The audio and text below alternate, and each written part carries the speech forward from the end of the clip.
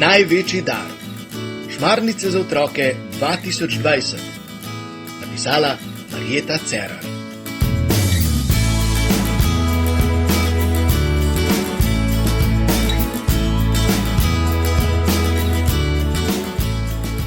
Enaintrideseti dan šmarnic. Največji dar.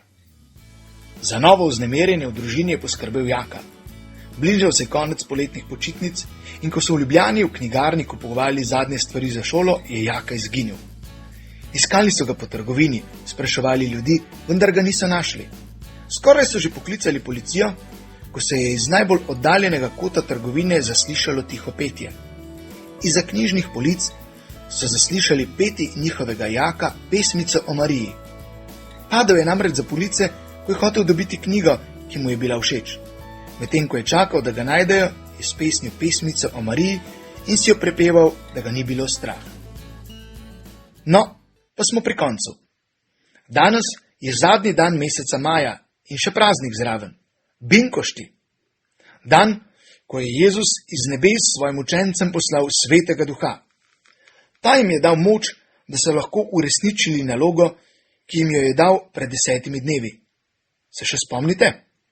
Poslal jih je po svetu oznanjati vse, kar jih je naučil. Sveti Duh je učencem v srce položil modrost, da so znali povedati, kar so se naučili, in pogum, da so odšli na pot, ki je spremenila svet. Kamorkoli so učenci prišli in začeli govoriti o Jezusu, so se ljudje začeli zbirati okrog njih in jih poslušati. Tako so nastajale prve skupnosti Jezusovih prijateljev, ki so jih pozneje poimenovali Cerkev. Tudi jaz sem vam v zgodbah iz življenja naše družine povedala, kar sem se naučila o Mariji. Marija je res posebna žena, ki jo je Bog izbral, da je postala Jezusova mami. Najprej je k njej poslal angela, povedal ji je, kaj se bo zgodilo. Marija ni razumela, kar je slišala, zaupala pa je svojemu srcu in Bogu rekla, da. Rodila je Jezusa in ga vzgajala.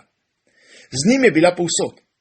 Takrat, ko se je otrok prvič nasmehnil, ko je prvič shodil, ko se je začel učiti, ko je bil nagajiv in ko je odrastel ter začel ljudi učiti o Bogu, ko je delal čudeže, ko je trpel in umrl, ko je premagal smrt in nam pokazal, kako zelo rad nas ima in ko je šel v nebesa. Nekaj časa je Marija spremljala tudi njegove učence, potem pa se je njen čas na zemlji iztekel. Zavedno je zaprla oči in takrat jo je Jezus z dušo in telesom vzel v nebesa. Tam je postala naša priprošnjica in zavetnica. Predstavljam si jo kot lepo gospo, ki ima v rokah rožni venec, pred seboj pa ima zlato knjigo, v kateri so zapisane naše želje. Pod nogami ima lepo okrašeno skrinjo, kamor odlaga vse naše molitve. Tako te molitve postajajo naš zaklad v nebesih. Marija jih skrbno čuva in jih posreduje Bogu takrat, ko je to potrebno.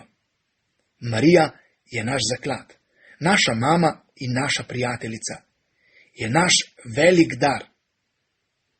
Spoznali ste mojo družino in naše življenje. Veliko nas je in vedno se nam kaj dogaja.